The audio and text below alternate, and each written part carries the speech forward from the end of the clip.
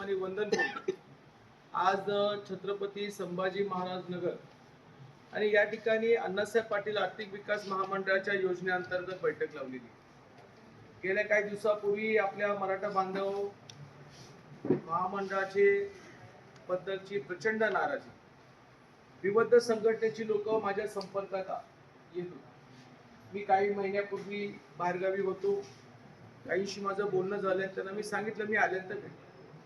आज ज्यांनी आपले मुद्दे मांडले त्या सगळ्या मुद्द्यामध्ये नवले पाटील नवले पाटील स्वतः लाभार्थी आहेत आणि ज्या वेळेला एक लाभार्थी अशा प्रकारे अडचणीमध्ये सामोरं जात असताना काय अडचण आहे त्यांनी वस्तुस्थिती मांडली। महामंडळाच्या माध्यमातून मराठा उद्योजक झाला पाहिजे हा विषय त्यावेळेचे आंदोलनकर्त्यांच्या माध्यमातून तत्कालीन मुख्यमंत्री देवेंद्र फडणवीस साहेबांनी हा निर्णय घेतला। 10 लाखाची अट, 12% प्रमाणे व्याज परतावना आणि कालांतराने माझ्यावरती 2018 ला जबाबदारी सोपवल्यानंतर आपण पहिल्यांदा सगळे भेटलो। माझा काही एवढा मोठा तुमचा परिचय नव्हता, पण आपली भावना चांगली होती, तुमची भावना चांगली होती आणि आपण चर्चा करायचो। आरक्षण हा विषय वेगळा होता, पण महामंडळातून आपण काय चांगलं करता येईल याच्यासाठी आपण सगळ्यांनी ताकद दिली। तरुण, वयस्कर, मार्गदर्शक, तरुण कार्यकर्ते जोडून आपण प्रवास सुरू केला। या प्रवासामध्ये काय फायदा झाला की जिल्ह्यामध्ये शासनातर्फे महामंडळ हे कार्यरत आहे। दर 15 दिवसाला महिन्यातनं एकदा कलेक्टर स्तरावरती छत्रपती संभाजीनगर मध्ये बैठका होतात। यामुळे लोकांमध्ये जनजागृती झाली, बँकेच्या लक्षात आलं आणि त्यांनी कर्ज द्यायला सुरुवात केली। आज गेल्या वर्षी काय माहित नाही आमच्या महामंडळाला एमडी का टिकत नाही मला माहित, या माझा प्रश्न आहे। महामंडळाचा एमडी म्हटलं ना की त्याला प्रचंड तूप लोणी आणि ते परंपरा आहे। महामंडळ म्हटलं तर ती परंपरा आहे आणि चेअरमनची पण परंपरा आहे। इथं उलट झालंय, आमचं महामंडळ आणला एमडी थांबतच नाही। काय माहित त्याच्यामध्ये कोणी तिथं काय केलं, काय लिंबू फिरवलं माहित नाही। परंतु एक सांगतो, अण्णासाहेब पाटील आर्थिक विकास महामंडळ सगळं ऑनलाईन आहे आणि ऑनलाईन असल्यामुळे महामंडळाला लाभार्थ्याला 1 रुपया द्यावा लागत नाही, लाभार्थी व्याज परतावण्याला 1 रुपया द्यावा लागत नाही, जलवाई काढायला द्यावं लागत नाही। त्याच्यामुळे काय झालंय, यांनी व्यक्ती कारकुनगिरी करावी, यांनी पैसे बँकेमधून ट्रान्सफर करण्यासाठी OTP द्यायचा आणि प्रशासकीय भाग सांभाळायचे आणि म्हणून त्यांनी एवढं मोठं शिक्षण घेतलं MPSCचं आणि 3 वर्ष न काही तेल तूप दही मिळून कसं काम करायचं हा त्यांचा पडलेला प्रश्न। मग 2 प्रकारे ट्रान्सफर होऊ शकते, एकतर कुठल्या तरी वरिष्ठांना गाठा आणि बदली करून घ्या, नाहीतर मग अडथळे निर्माण करा। आणि आता बदली होत नाही तर काय करायचं, मग अडथळे निर्माण करायचे। आता या अडथळ्यामुळे ज्या मूळ समाजामध्ये स्वतः जन्म घेतला त्या समाजाची एका प्रकारे गद्दारी केल्यासारखी झाली। वाईट वाटतंय मला। बघा, मी साहेबांचा मुलगा म्हणून चव्हाण साहेबांनी उल्लेख केला, मी देवेंद्र फडणवीस साहेबांचं नेतृत्व मानतो, पण मी माझ्या समाजाची गद्दारी करू शकत नाही।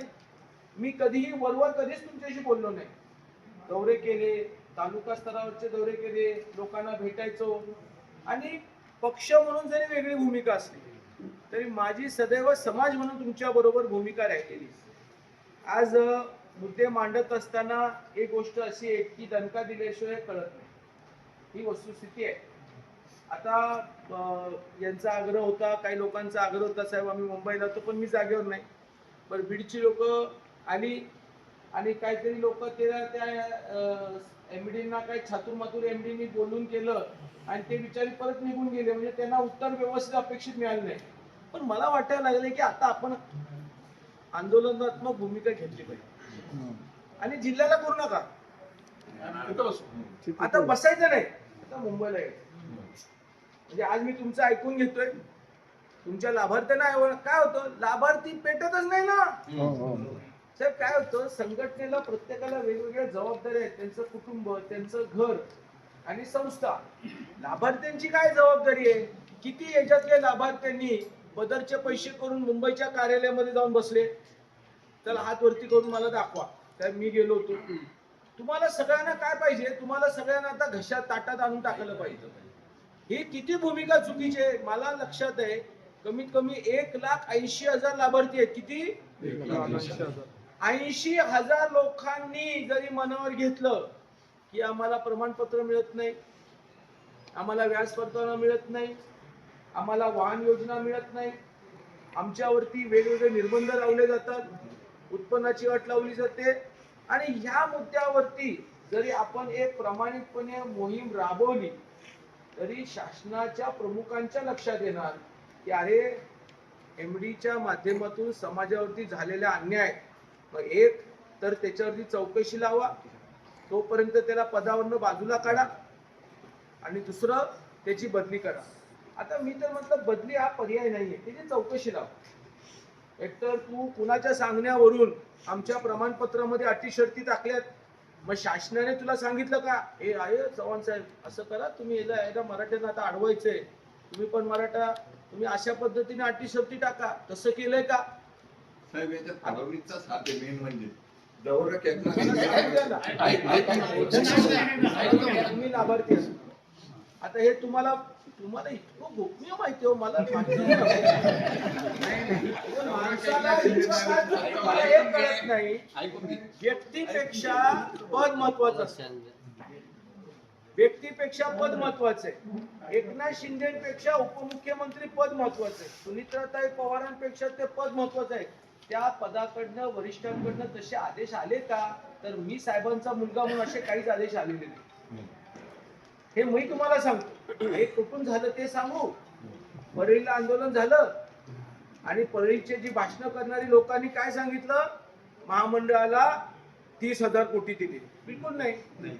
सारथीला एवढे पैसे दिले, आणि ह्या भावकीतल्या लोकांनी आपल्या विरोधामध्ये षडयंत्र कसं रचायचं, मग कुठल्या तरी माध्यमातून महामंडळाला अडथळे कसे निर्माण झाले तिथून पेटले. आपल्याच लोकांमुळे झालं. काय होतं, आपल्याला एकच दिसतंय तर तिथं फडणवीस दिसतात, दुसरं कोण दिसतच नाही. कारण ठरलेलं आहे ब्राह्मण आणि मराठा वाद लावा आणि बाकीच्यांनी मजा घ्या.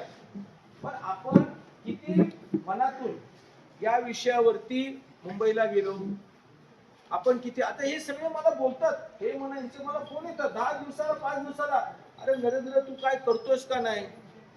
नरेंद्र म्हणत नाही, पाटील साहेबच म्हणतात तुम्ही काय करताय का नाही. मला रिस्पेक्ट करतात, मला पण एवढं वाट वाटायचं, पण मी सगळे पत्रावर केले. मी मुख्यमंत्र्यांना केले, राधाकृष्ण विखे पाटलांना केले, एमडीला पण केले, पण निर्लज्जासारखं एमडी तिथंच बसलेलं आहे. आता कृती करायची वेळ आलेली आहे. सुदैवाने मंगळवारी कॅबिनेट मीटिंग झाल्यानंतर उपसमितीची आमची बैठक आहे. त्या उपसमितीचं मला पत्र आलं आणि त्या उपस्थितीमध्ये महामंडळ आणि सारथीचा विषय. मी तुम्हाला एवढंच सांगतो, जेवढे निवेदन आले आज 2-3 दिवस दौऱ्यामध्ये ज्या लोकांना मी भेटणार आहे त्यांचे सगळे मी कागदपत्र घेऊन समितीला देणार आणि समितीला सांगणार की साहेब तुम्ही निर्णय घ्या, नाहीतर मग या सगळ्या लोकांना मी आता मुंबईला बोलतो. पण हे नाही ना, तुम्हाला काय वाटणार, अरे नरेंद्रला गाडी मिळत्या, घरात मुंबईला बंगला मिळाला का काय, त्याला 1,00,000-2 लाखाचा पगार मिळतो का काय, मानधन मिळतं काय, म्हणून तो ग बसलाय. बिलकुल नाही. त्याच्या माहिती जरी सांगतो, महामंडळाच्या लाभार्थ्यांचा फायदा होत नाही. मी शासनाची गाडी सोडून दिली, ही माझी स्वतःची बॅटरीची गाडी आहे बघा, मी विकत घेतली. शासनाचं सगळं मी या ठिकाणी बंद केलेलं आहे. मी तुम्हाला स्पष्ट सांगतो का, अरे माझ्या मराठा समाजाचं भलं होत नसेल तर मी शासनाची गाडी घेऊन वापरून करायचं काय, काय दिवे लावायचे आम्ही, काय कोण दाखवायचं. त्या गाडीत बसताना मला लाज वाटायला लागली, आणि म्हणून मी हा दौरा आराखलेला आहे.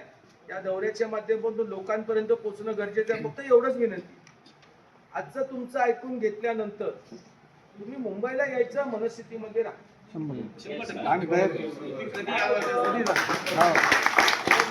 कसं यायचं, मला गाडी कोण देणार, तुम्ही फायनान्सर आहे का, तुम्हाला गाड्याचं फायनान्स लागणार असेल तर सांगा मला. या बँकवाले आता सांगतो, ऐका मला सांगतो, कोऑपरेटिव्ह बँकेचे लोक मला फोन करतात, लय नाराज झाले साहेब. म्हटले की साहेब ज्यांना कर्ज दिलं त्यांचं सिबिल खराब व्हायला लागले, मी मराठा आहे तो पण मराठ्याचं सिबिल खराब व्हायला लागले. बँकवाले मला फोन करते, ज्या ट्रॅक्टर कंपनीवाले जे म्हटले की साहेब आम्ही शासनाची योजना असली तरी आम्ही मराठा आहोत, आम्ही ग्रामीण भागामध्ये तुमच्या महामंडळाचा प्रचार करतो. ठीक आहे, माझे ट्रॅक्टर विकले गेले, पण आम्ही सवलतीच्या दरावर घेतले. आज आमचं नुकसान होऊ दे, आमचा धंदा आहे, पण मराठा समाजाला परत वंचित राहायला लागलेली वस्तुस्थिती आहे. आता मुद्दा काय होतो, तुम्ही आलात, मी आलो, चर्चा केली, पुढं काय? पुढं एवढंच राहणार आहे. त्यांची सगळ्यांची जी काही म्हणणं आहे, जे मला इथं सोडवता येतील, तिथे माझे विभागीय अधिकारी प्रवीण आहे, आमचे जिल्ह्यातले अधिकारी आहेत, यांच्याशी चर्चा करून जर सोडवता आले तर इथं, नाहीतर तुम्हाला मुंबईला यावं लागतंय. कधी सांगा साहेब. आम्ही तयार सर, तुम्ही कधी सांगा. मंगळवारी मी विखे पाटलांची आज उद्या बोलून घेईन. जर ते म्हटले नरेंद्र बुधवारी 14 तारीखला, मला वाटतं काय बुधवार काय नाही 14 आहे का 13 आहे, 13 तारखेला मी त्यांची वेळ घेतो आणि मुख्यमंत्र्यांनाही संदेश पाठवतो. परंतु आपल्याला 13 तारखेला जर त्यांनी वेळ दिली तर मग कुठं वेळ निश्चित करायची, कारण तुमचे सगळ्यांचे मोबाईल नंबर आज माझ्याकडे येणारच आहेत. तिथे आमचा माणूस लिहितोय, तर तुम्हाला निरोप जाईल. फक्त एवढंच करा. आता माझ्या इथं जाणार आहे, माझी जालन्यामध्ये मीटिंग आहे, माझी बीडला आहे, धाराशिवला आहे, सोलापूरला पण आहे. म्हणजे मराठवाड्यातले सगळे जिल्हे जवळपास, सोलापूर जर सोडलं तर मराठवाड्यातले बऱ्यापैकी जिल्हे मी उरकतोय. फक्त तुम्ही यायचं नक्की करा एवढी विनंती करतो. आणि मला एक कळतं की तुमचा रोष असेल, कारण एमडी काय म्हणणार आहे, अरे मला पैसे आले नाही, मी कुठे घेऊ? अरे तू अटी शर्ती का लावतोयस? तू अटी शर्ती का लावतोयस? आणि तो मराठा असेल तर मी महामंडळाचा अध्यक्ष आहे, मनमोकळेपणे का बोलत नाही? आता तो कुठून आला, कुठल्या जिल्ह्यातनं आला, कुठल्या जिल्ह्यामध्ये त्याने आयुष्यामध्ये जास्त पदं भूषवली, तो कुणाच्या पक्षाच्या विचाराचा आहे? तो एक आहे, सध्या सरकारमध्ये असणार मुख्यमंत्र्यांच्या भाजप पक्षाच्या विचाराचा नाही, हे तर मी सांगतो. मग माणसामध्ये राग कसा निर्माण व्हायचा? जसं आता एक आपला हा उठला, आला त्याला राग, त्यानं दोघांचं उपमुख्यमंत्र्यांचं नाव नाही घेतलं. साहेबांची भूमिका काय आम्हाला माहिती आहे. साहेबच म्हणतात की जिल्ह्यात जा, तालुक्यात जा, लोकांना भेट, जरी तुझ्या विचाराचे नसले, तुझ्या पक्षाचे नसले तरी त्यांना भेटलं पाहिजे. आणि आपण आपल्या लोकांना नाही भेटायचं तर कुणाला भेटायचं? राजकारण करायचं? बिलकुल नाही. म्हणून प्रमुखांची भूमिका समजलेली आहे. मी आता अंदाज माझ्याकडनं पण लिहून घेतलेला आहे. फक्त आता मी शांतपणे बसून लाभार्थ्यांचे एक एक प्रकरण बघताना एक करा की घाई करू नका. सब मेरा नंबर कब आएगा, मेरा नंबर कब आएगा, आणि एकाच्या उरावर बसू नका. एक एक या, मला पण बरं वाटेल तुम्ही शांतपणे माझ्याशी बोलला तर. आणि घाईमध्ये आला तर मी काय म्हणणार, द्या अर्ज, द्या अर्ज.